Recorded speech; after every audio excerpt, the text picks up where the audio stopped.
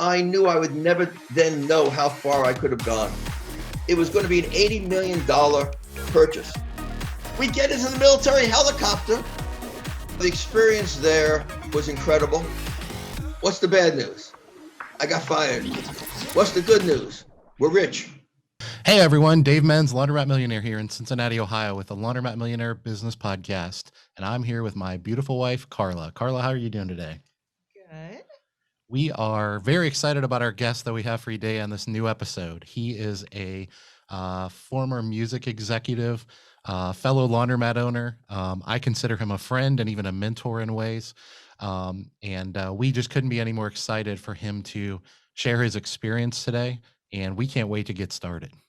Carla, would you like to go ahead and introduce our guest today? Okay, so the official bio, and this is a mouthful. So with us today is Art Jaeger, and he has a very interesting history and a lot of knowledge to share with us. So his official bio here, he began his early career as a trained accountant at Arthur Andersen accounting firm, but then was recruited as a music executive by Ariola Records.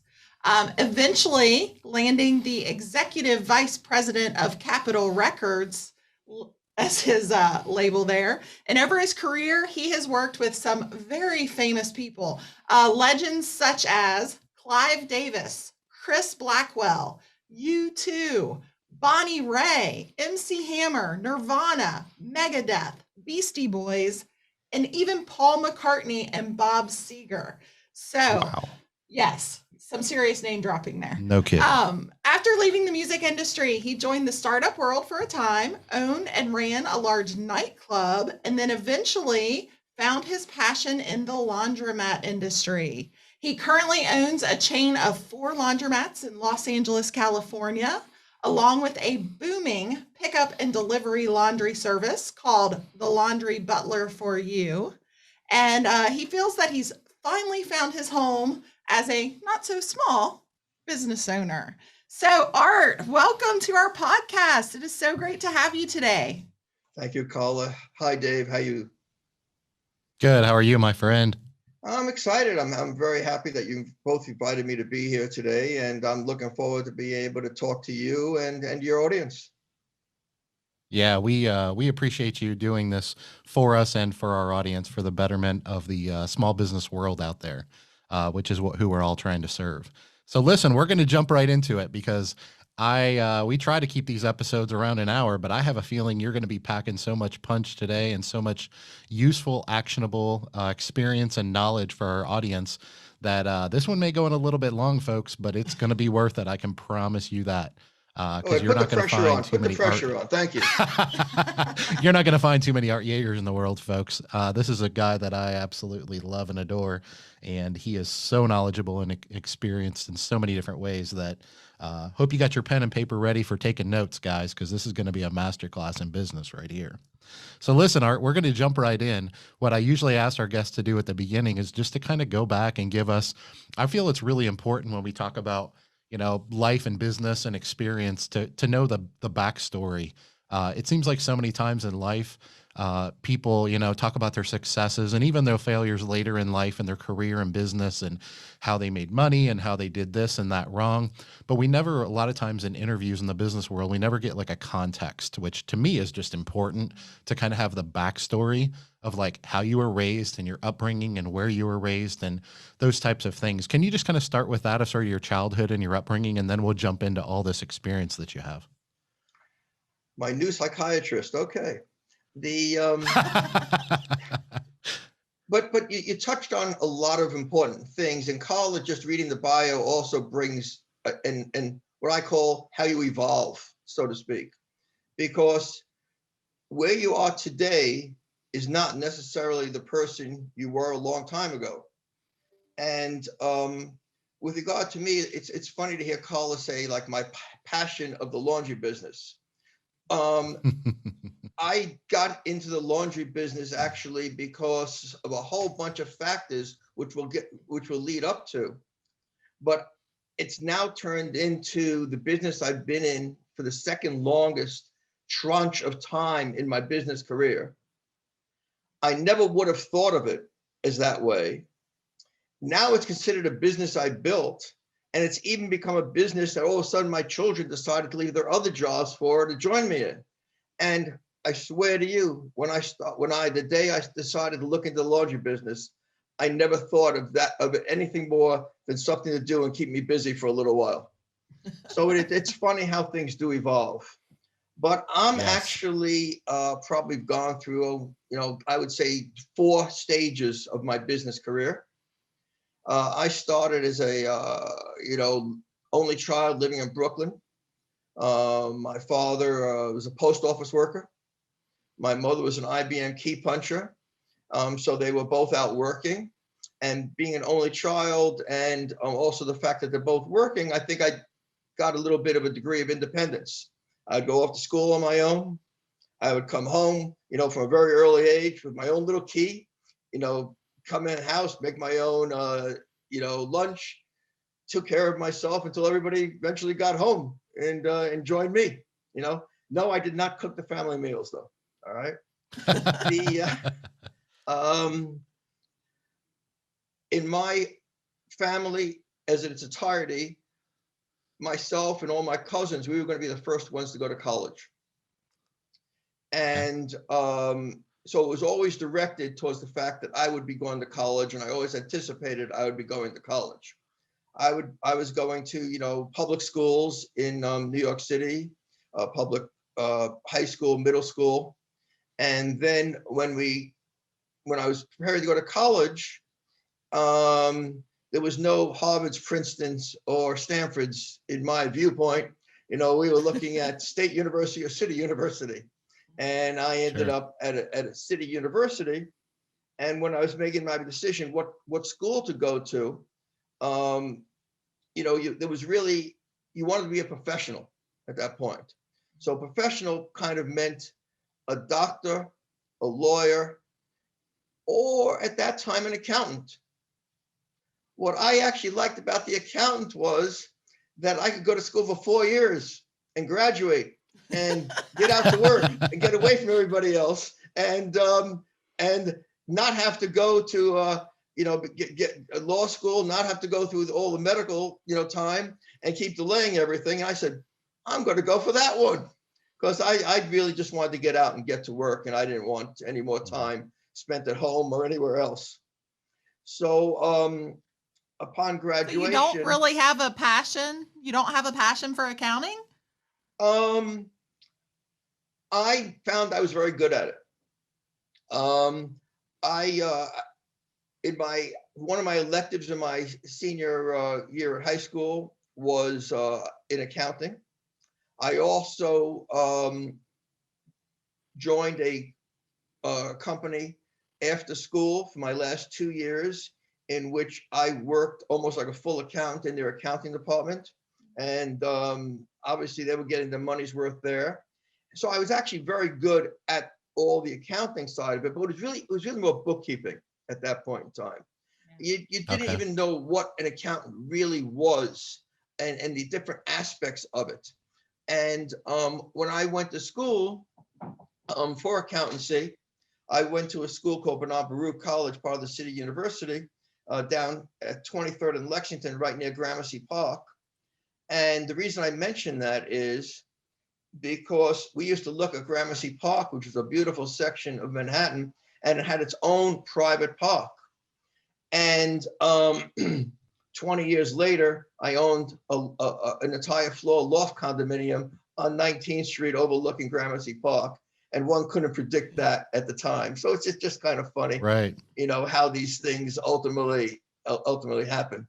But then I would travel from Queens, walking to the train station in Main Street, Flushing, because I wanted to save 25 cents. So I would walk the 2 miles there. Then I would take the train, the number 7 train to the RR, to the Lexington Avenue, to go down every day back and forth. Then I'd work after school. Other than my freshman year, I worked after school all the years to pay for everything. And then we did on-campus interviews with what was then called the Big 8. Price Waterhouse and Cooper's Lybrand and Arthur Young, Arthur Andersen, and probably 4 others, Touche Ross. Well, now that big 8, I think, is down to like big 4, or if there's even that many left. But I took a job at Arthur Andersen. That also was a crux of an interesting thing, because in my last year of college, I was working for my accounting professor. He asked me to come work for him on his private accounts. And then at graduation, he offered me a job that paid me, more than what the accounting firms were offering. Put it in context. The accounting firms were offering $12,000 or $12,500 if you really were good, and he offered me $15,000 and the car that I was lusting after, 1974 Firebird GT 400 cubic engine, right? To come work for him. The signing bonus, right? That was the signing bonus. Yeah, exactly. And he wanted me to come in and take over these accounts. I'd have a job set up. In years to come, he would offer me, I would then be able to take over these accounts, have an ownership in the business and everything. Now, on the face of it, all looked very good. But I turned it down. And the reason I turned it down was because I knew I would never then know how far I could have gone, what I could have done. That if I took this job, it would haunt me for the rest of my life. How old were you at that point? 23? Just turned 20. Just turned 20. I kind of got through school fast, everything. I got out of high school. I was on the move, I just wanted to get out to the business world. The reason I asked that question, Art, is because that's a very mature perspective on life and a career at even 23, but at 20. So I'm curious, is there, like, I always ask people, I'm fascinated by the idea of whether we're born with certain things, it's the nature versus nurture type of situation. Being an only child, being independent, coming home from school, making your own lunch at a pretty young age. I guess, were you that mature, or did that mature you? Or do you know the answer to that? I never felt I was doing anything totally unusual, other than I was serious about my career. For instance, like my father wanted me to be a dentist. I really didn't want to be a dentist, but I looked into it because my father was asking me to look into a dentist. Like, I remember sitting in an auditorium somewhere where they were talking about, and had a film up on dentistry. And I couldn't imagine looking into people's mouths for the rest of my life. But more importantly, I determined that I didn't have the manual dexterity to be a dentist. That was actually the defining thing. I was watching dentists work, and these hands were not the hands to be a surgeon or a dentist. All right. I don't want to say I'm a klutz, but that fine detail work and the patience required to sit there and do that little detail work, that wasn't me. And it's not me to this day. People laugh when they sometimes talk about, we want to do this or that. And I say, nah, not really, But I did study, I studied the dentistry thing, decided why I couldn't do it. I made other decisions. And then interestingly enough, when I joined Arthur Andersen, you had to make a decision as to whether you wanted to be in the tax department or the audit department. So I decided, I forgot why, but I decided I want to be in the taxes. And I think part of it was because one of my last instructors in tax was such an influential person, and he was so good at what he was doing, and he made it so exciting. So my first week I went in to do taxes. Wow, wait a second. You just said taxes are exciting. No, you might be the only person on the planet. I'll make you feel better. I went in my very first week, and I got all these books of statutes to read and all that kind of stuff. And I said, you know what? I'm going to transfer to audit. Do you mind? Can I still transfer to audit? I'm out of here. You know? And Yeah, I actually, so I have a degree in accounting too, and then left the profession, but I worked at Deloitte right out of college, and I had to make that same decision. And for me, it was a no-brainer. I'm like, I am not doing taxes. I am audit. Arthur Andersen had a training school in Chicago. We flew to Chicago. And just to put this in perspective, that flight from New York to Chicago was the first air flight I ever took. All right. So now we're on the plane going to Chicago. And I remember this, the plane is bouncing all over the place. There's people throwing up all around in different aisles. I mean, it is bouncing, right? We finally land. It's one of those lands where you boom, but a boom, and you land and you're there. People are shouting, we've landed, we've landed. They're all so happy. I turned to the guy next to me. I said, are they all like this? He said, are you kidding? This is the worst one ever, man. I can't believe it. What did I So know? trial by fire with flight, huh? This is what happens, you know? Wow. Well, listen, that is quite a beginning to your story for sure. But the reality is I'm hung up on some of the name dropping that we did. And I have to know, because like inquiring minds want to know, right? How does someone go from being an accountant in a tax and then an auditing function and at a big accounting firm to all of a sudden I'm chilling with MC Hammer? How does that happen? You got to walk me through that process, because that's Okay, got to be an interesting story. So now I'm working at Arthur Andersen and I'm moving along the ranks. And when I joined Arthur Andersen, I joined with the intention that I wanted to be a partner. All right. Okay. So I got a lot of very good clients. All right. I did Simon and Schuster and BBD&O and Amstar Sugar, Hershey Foods. All right. I did Bantam Books, Geo Magazine. I happen to be very, very lucky in my assignment picks, which to some degree had reflected upon, you know, how successful I was as being an auditor. I was actually a very, very good auditor. And one of the great things about, by the way, being an auditor, I'll tell you two great things about being an auditor. One is at a very young age, you get to go into the company and you're talking to the VP of finance, the CFO, the treasurer, the controller of very large companies. You're not talking to the, you know, the lesser people. So you're in there talking and have access to the major people in the company. Two is, let's say you on average do 3 audits a year. It's like changing jobs 3 times a year. You have to go in 3 times, quickly get the scope of the landscape, understand their business quickly, figure out how to get things done, acclimate yourself, make friends. Otherwise, you're not going to get the information you need. And so you're learning to do these things very quickly, and you're learning new businesses, and you're writing business level memos and narratives and all kinds of things. So you're really getting an interesting training. But there was a big problem from my point of view. I was dealing with history. I wasn't dealing with actually making the business decisions. I was on the back end. I wanted to be on the front end. And also, what I also saw, what being partners was very narrow path, and a point from manager to partner was not defined on how good you were. It was defined on how much new business you could bring in.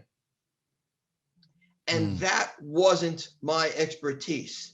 It wasn't me having gone to Harvard and Princeton and having a network of friends who then become executives elsewhere. And now you're meeting them at the Princeton Club, the Harvard Rowing Association, and other events. And you talk to them, what do you do? I'm Arthur Andersen partner. What are you guys doing? I'm the CFO of Standard Brands. Have you thought about changing auditors? Let's chat. So, you know, I'm not meeting those people. I'm not knowing that. What I'm actually is very good at all the technical aspects of my job, but I quickly saw that I was going to be held back from taking the final step because of the inability to be a rainmaker. And also, I wanted to be on the front of decision making. I wanted to be part of why you're strategizing or why you're doing things. So I decided I wanted to leave. But I wanted to leave only for a certain kind of job, a job that would put me in an interesting place. Well, one job turned up in my job search. Interesting enough, you'll like this one, Dave. It was to be the vice president of finance for Playboy magazine in Chicago. Wow, I didn't expect that. And this was before you were married, right? Oh, no. You weren't married yet. That's another very important thing. I had my career in my mind. I was deferring things like marriage and family, and I was just headstrong, focused on my career. And I really worked and traveled. And a lot of my clients were out-of-town clients. I mean, not major out-of-town, but Hershey, Pennsylvania, Portsmouth, New Hampshire, other places. So I'd be gone 5 days a week. And it's also, by the way, taught me why I never keep food in the refrigerator, because it would always just spill. So from a very young age, all I do is bring food in or eat out. And so you were living life on the road. I had to cook. I said, "You're right. I don't." Mm-hmm.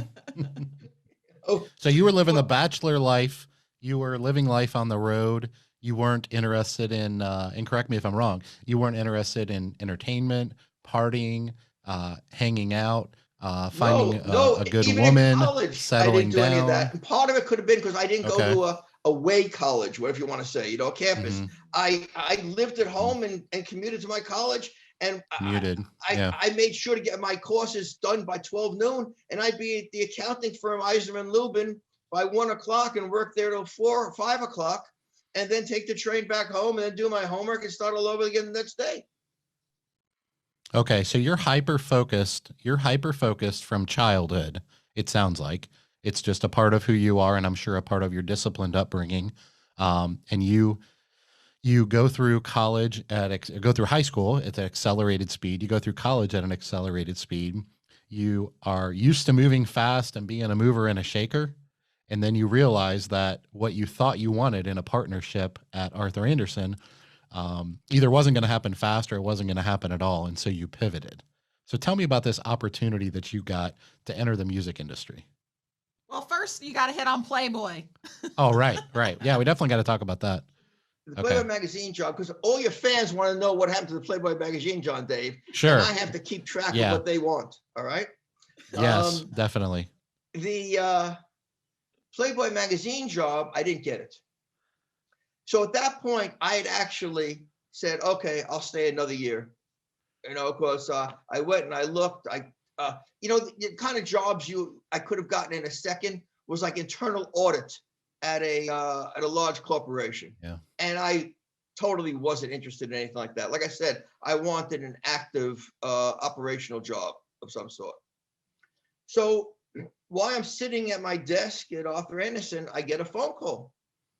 And I pick it up, and the guy says, "Is this Art Jaeger?" in what turns out to be actually an Austrian accent, and I said, "Yes." He says, "My name's Monty Lufner. I'm the chairman of Ariola Records, which is the music division of Bertelsmann, and I'm told that you head up our account, and I wanted to call you." Now, Bertelsmann is the company. It's a worldwide conglomerate of communications. They're the company that owned Bantam Books and Geo Magazine, which I was the auditor of. So I in essence had the Bertelsmann account. So now Monty is calling, and just to put it in perspective, I didn't even know that Bertelsmann had a music division. All right, because Bertelsmann the music division was only European based. They now were calling me because they were going to buy Arista Records, Clive Davis's label, from Columbia Pictures. And you all heard about Columbia Pictures, right? Columbia Pictures wanted to get out of the music business, and they were buying it and that would be their entree into America. And I would be doing the purchase investigation or due diligence. They're both synonymous. All right. So I ended up go ahead and I went and did the entire purchase investigation for them buying Arista records back in 1979. So at the end of the audit, I had done significant work for them and presentations and became very involved in their negotiation. And to put it, so you can understand the numbers involved, it was going to be an $80 million purchase, right? What I did was I found things that saved them $18 million on this purchase.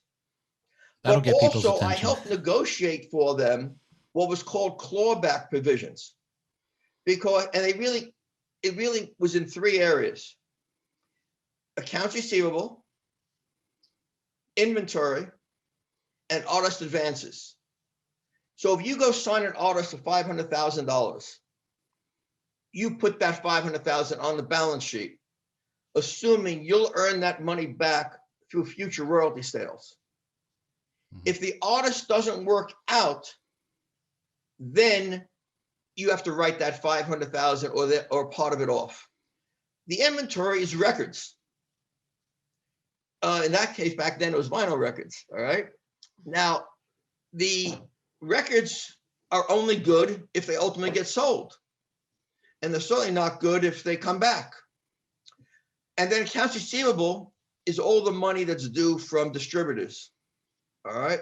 And distributors basically are robbing Peter to pay Paul. They're taking today's record sales to pay for yesterday's record purchases, kind of thing. I developed a whole bunch of formulas, which are going to be key to another story later on, to be able to claw back money for 5 years to come after this deal is concerned, right?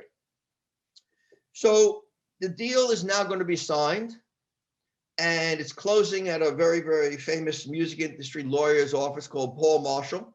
By the way, this is the same Paul Marshall who was Bobby Fischer's lawyer. And if you go watch the Bobby Fischer, I think Tobey Maguire one, Paul Marshall appears as his lawyer in that in a prominent part in that film. So it's that Paul Marshall. Oh, cool. All right.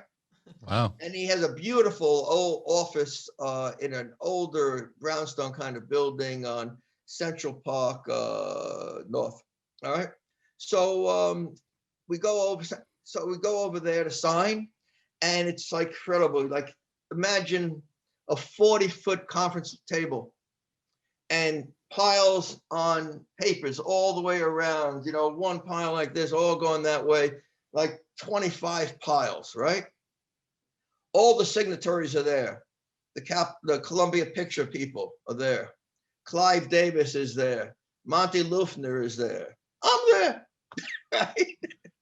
And you're like, what, 23, 22? Yeah, and I think this is like, at that time I was actually 26, because I've been at Arthur Andersen a little while. Okay, a little bit longer, right? But still young. You were a kid. I thought this was my gift, all right, for doing. I'm invited there, and then the toasting afterwards and all that. That was my gift for doing all this. So I'm watching everybody go around the tables and signing, right? And then Monty Lufner comes to me and he says, Art, come sit out, stand outside with me a minute. Come stand outside with me. And I go outside. Art, you did very good work. And you did very good for us. And we need smart young men like you. I want you to come work for us. And I said, what's the job? He says, I don't know. We'll find something for you. We'll make one for you. They then offered me 3 times what I was making right then and there. They were going to train me to become an executive. I had actually focused, my idea had actually been at a time that at that moment in time, German management companies and Japanese management companies were the ones that everybody was looking at for strong management. But the Japanese, I knew I couldn't work there, because the, cultural difference, orientation difference. But the German company I felt I could work with, plus I have a German last name, so it really worked perfectly. And so that's how I got the job, and that's how I left. And what they did was they made me an assistant vice president at Arista Records to learn at the foot of Aaron Levy, who is the executive vice president of finance there, and a very, very smart, very, very bright man.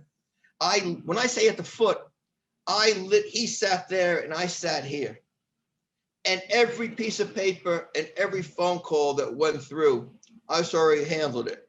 I saw how they did all the analysis work. I read every contract, all the negotiations, plus every month I would send the report to Germany about how they were doing there. So I also was somewhat the spy, kind of thing. After a year, they brought me to Munich, and I worked in Munich for 6 months. And then they made me the chief financial officer, which is actually called the financial director of the English company.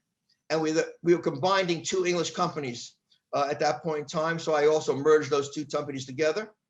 Then ultimately, in addition to that job, I also became the head of European business affairs for negotiating licensing and distribution agreements.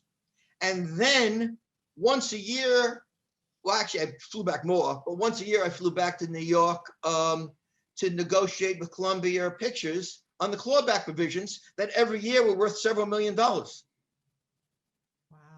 So it was quite an interesting job. Okay, so while you're on this, I have to hear some stories about some famous people. So we did some serious name dropping in the beginning. Give me at least, can you think of anything, some artists you met that were interesting, were crazy? Artists are usually alternative type people here. Artists are interesting because they think differently than you, which is why they're artists. And yes, creative the minds. best way I describe it is, if you and an artist are walking down the street, and by the way, this artist can be a painter, a director, an author, a musician, all right? They're all basically in the same bundle, all right? If you're walking down with this artistic talent, as you walk down the stores, you see what's there and you see black and white. They are seeing the same things that you're seeing. They're seeing it in color. They're seeing that colors don't exist. They're seeing relationships and possibilities that you aren't even thinking about. And that's the big difference.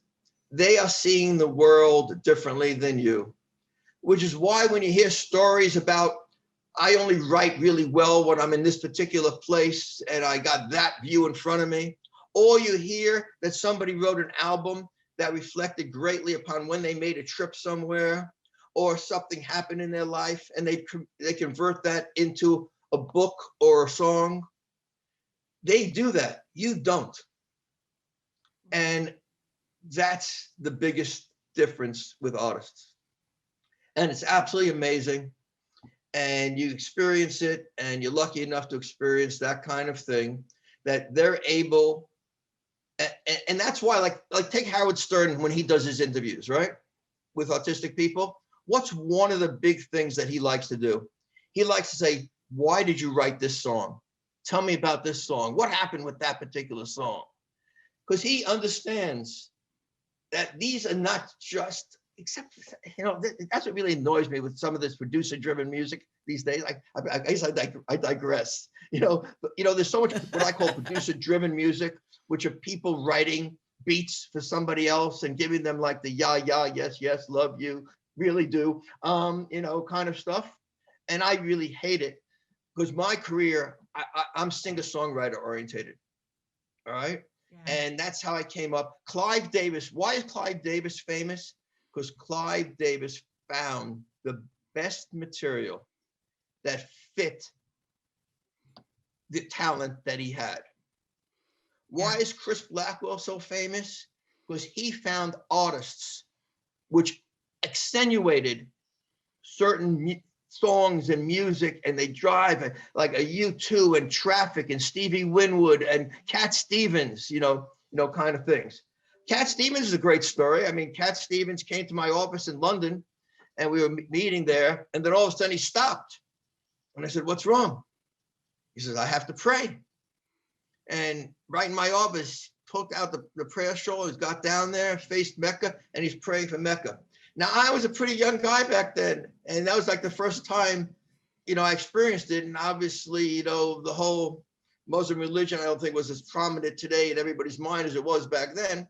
But I kind of remember that Muslim cat stopping the meeting, getting down at my desk and just praying, kind of thing. That is probably, Dave, I think the biggest difference, with artists and what you see. Bonnie Raitt is such a funny, unbelievable person, Bonnie has been a great artist for a long, long time. I was lucky enough to meet her at Capitol Records. And one of the things that had disappointed her up until that time was that her music had never broken in Europe. And Jim Fifield, who is the chairman of Capitol EMI, I met with him and I convinced him to make Bonnie's record an international priority. And that's major, because that means every EMI overseas company has to release it and has to provide a marketing plan behind it and has to spend money. This is actually a major thing. All right.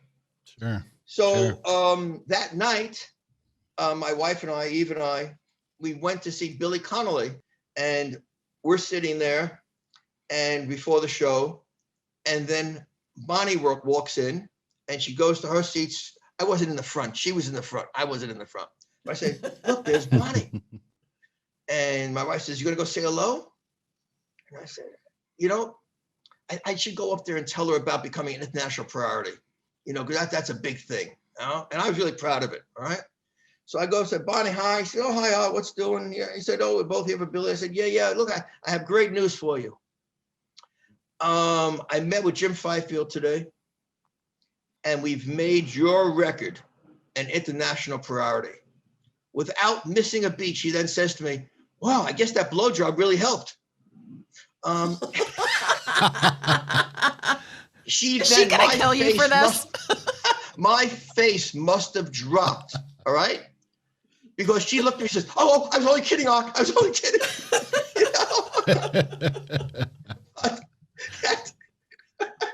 That's a funny thing with her. I just tell you, I still remember that. And I can't imagine what my face must have looked like when, without missing a beat, she said that. It's just so funny. That is fantastic. Wow. So many others are great. And I personally know things that U2 did. And this is before they became the famous U2. I know personally things they did when they didn't have the prestige and money they have now. Mm-hmm. That were just tremendous things that you wouldn't expect artists to do. And it was many of these things cost them money. Many of these things weren't in their best interests, but things that they did to show the kind of people they were and the loyalty that they were, and that. And that can't be taken away, because that was before they were the U2 that the world knows now. So I know you spent 20 or 21 years, if I remember right, in the music industry. So can you take me through the rest of your journey? As far as, you obviously made it big. You got some big promotions. You were an executive vice president was your title, I think, at one point. So you were living the dream. Yeah, why did you leave this? Yeah, that's what I was getting ready to say. You're living the dream. Am I guessing right that you would have been in your 40s? Would be my guess. And nobody stays in a career for 21 years in any industry without loving it. So what happened? What changed for you, and what did you learn during that 20-year journey that caused you to take a different path? Well, first, it's still a journey. My years in the business, I worked for, I think, at least 4 different labels. I started with the with the Bertelsmann, Arista, labels. Then I went with Chris Blackwell at Island, which I was very, very lucky to have that opportunity to work with Chris, who's a visionary in a different way and a tremendous human being. And in a lot of respects, almost like a father figure to me and who he was and what I got to do with Chris. And Chris was also very, very instrumental in teaching me the value of branding. Chris was incredibly focused on the Island logo, other logos and other names that he came up with, how we would be branded, that he would not sign artists, even though they might be good, if he didn't feel they fit the image of what Island Records was, or his kind of image, or he didn't feel like he could, relate to them enough.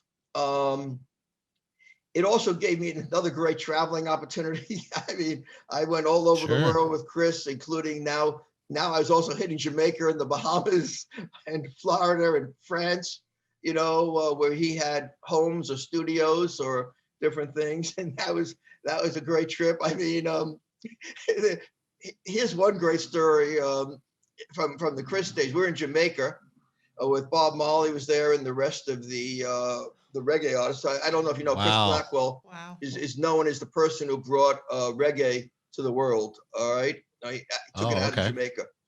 And so we're down there meeting with a lot of them. Now, Chris's places are on the north side of the island. And the capital and everything is on the south side of the island. And I don't know if you've ever been to Jamaica, but it's tremendously hilly and everything. And so the first time we go up and over the hills and the turns, and I'm sitting in the rear of the car and I'm not doing good at all. And I really, really was sick and it was horrible, right? Now we have to go back again. And I'm looking at Chris and I'm saying, I don't know if I can do this again. And so Chris says, okay, don't worry. I'm going to make a phone call. But, it's not like Chris says, Chris is like, oh, yeah, okay, I understand. Let me make a phone call. So Chris is not animated. Chris is English public school, cool, all right? Well, the next thing we know is he says, come on, let's get in the car. We go like about a half a mile to a football field, a soccer field, all right? And the kids are playing in the soccer field. All of a sudden, a military helicopter lands in the middle of the field and the kids are scattering. There's no warning, there's nothing. The kids are scattering. And I'm watching this. And Chris says, come on, let's go. Go. We get into the military helicopter. He called Jaeger up and had a helicopter, military president of Jamaica. And the helicopter came and picked us up and took us down, up and over the mountains there. I mean, Man, right. I get car sick all the time. Dave never calls for a helicopter for me, ever. Nope. Now you've raised the bar. It's not over yet. Now he knows, But it was great. But, the experience there was incredible. I was working a tremendous amount of time. I was based in London, but we also had businesses 1 hour advanced in Europe, 6 hours behind in New York, and 9 hour behind in Los Angeles. So my could you like never sleep? No, I virtually never slept. I actually don't sleep very much as it is, and I'm lucky for that. I'm like a 4 or 5 hour guy, Oh, wow. And I'm pretty lucky like that. But no, I mean, Eve like laughs, because I would get, even when I'm sleeping, I would get phone calls and just answer. Yeah, no, we only agreed to a 14% royalty. I'm sorry. No, we're not going any higher. Bye. How do you do that? I said, I don't know. Okay. So I also had, at this point in time, I had not worked for a Fortune 500 or Fortune 250 company. And I felt that was part of something I was missing. Also, I had not worked for companies that had huge budgets, like huge signing of artist budgets. I had never been able to go after the biggest artists and did different things like that. Hadn't been in that ballpark. So I got an offer from Irving Azoff, who's also a legend. I don't know if you ever heard of Irving Azoff, but he's actually quite a legend in our business. He's the manager of the Eagles. He also manages, you know, tons of other people, including Lady Gaga.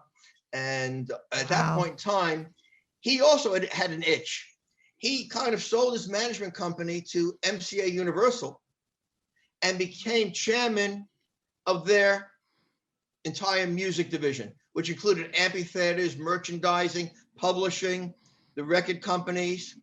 And he made me an offer to come in as part of the office of the president of MCA Universal. And Lou Wasserman and Sid Steinberg, who also are luminary names in our business, were the president and chief operating officer of the entire company. I mean, and these are very famous people, right? In fact, I mean, Sure. Chris and I had gone to a negotiation with Sid Steinberg once, and he had us meet us at his home, but it wasn't the home that we went into. We went into his private theater room. And so, you know, like they all have private theater rooms, of course, why not? Yeah. So we went into his private theater room, and spread out on this like monstrous coffee table was everything you could imagine that you would buy at one of those, stands inside the snack stands inside the movie theater. Bowls of colored M&Ms, bowls of juicy fruits, bowls of this everywhere. I couldn't help it. Every time as we were negotiating, I kept grabbing here, there, this one. Oh, wow, what's that one? I'm gonna try that one. You know? You're making me hungry, Art. You're making me hungry over here. You know, but I wanted to try that. All right.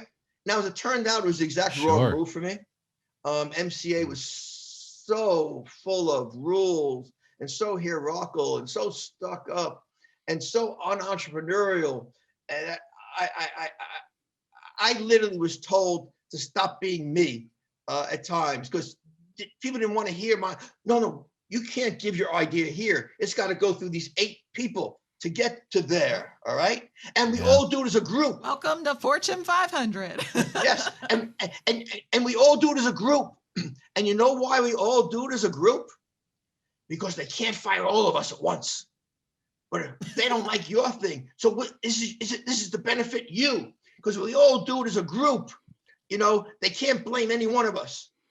Blame? Why blame? I mean, it was just so integral to who I was and how I operated. Now, shows you how it's a small world. Lucky for me, Jim Fifield came in for a meeting. Remember good old Jim Fifield? Yeah. He came in for a meeting. This is before I joined him, all right? But obviously, you know, it's a spoiler here because I already spoiled it from before because you know I got the job. Jim Fifield comes in for a meeting because MCA didn't have any international operations. And he wanted to get the licensing for Europe. I remember I told you I was a licensing expert.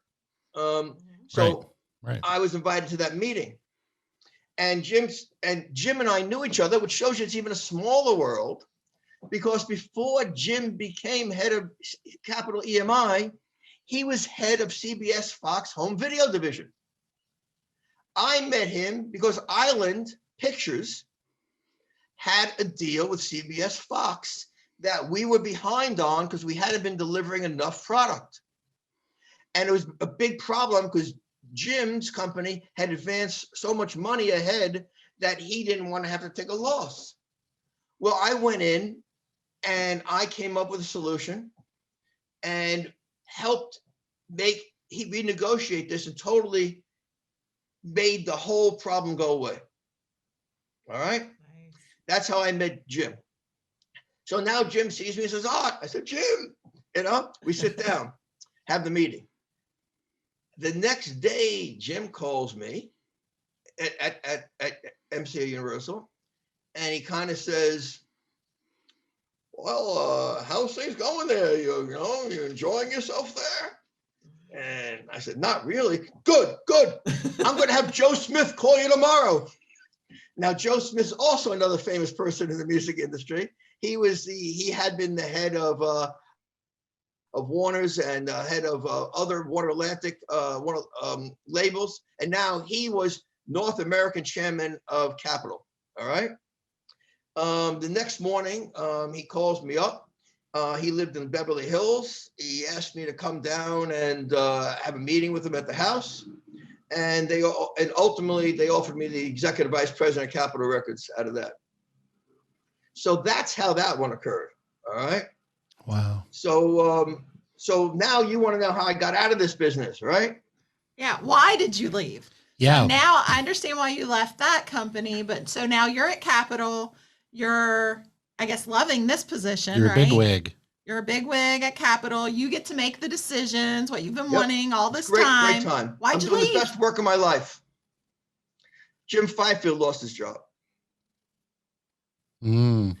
The guy who came in to replace Jim Fifield is somebody who hated me. Why did he hate me? Because he wanted me to do something very stupid, and I didn't do it. All right. And he didn't forget that. And when he took over from Fifield, he decided he needed his own person at Capitol, and they fired the president and me. I then got another job at another label as executive vice president and general manager. 2 years after that, he bought that company. And as my joke goes, he didn't like me any better then. You hadn't grown on him, huh? You hadn't grown on him? I hadn't grown on him in that time, despite the Did he buy it just to fire you again? Yeah, he fired me again. But here's the beauty of it. We have employment agreements in the entertainment industry. And Sure. they paid off both employment agreements. You know, which some could joke that's the most money I ever made each time I got fired. They kept paying off employment agreements, you know? Yeah, that happens a lot, I hear, actually. Listen, I remember coming home the first time after losing the Capitol job, which is the first job I ever lost. All right. That was the first time that ever happened to me. And I came home to see my wife, and now you have to tell your wife. And she says, "How was your day?" I said, I got the good news and the bad news. She said, "What's the bad news?" I got fired. What's the good news? We're rich. Hey, if you're going to get fired, that's a good way to get fired, right? Yeah. So at that point in time, I now lost 2 jobs in a row because of the same person. I was a little gun shy, and I actually received a warning not to try to find another job in the music industry. Wow. Wow. No kidding. So you were like blacklisted by him. Yeah, a little bit. Yeah. Wow. Sad but true. So yeah. Wow. What a crazy story. So at that point, I'm assuming, and correct me if I'm wrong, so knowing your history, so at that point you feel, blacklisted was how Carla put it. That's a good way. Spited by an industry that you've loved and done for a long time. I believe you're still in your 40s, if my math serves me right. And you decide, so I'm gonna try to do some things on my own. Is that accurate? Well, what was happening was this all happened during the around 2000s when a lot of entrepreneurial startups were going on. I decided to get involved in those.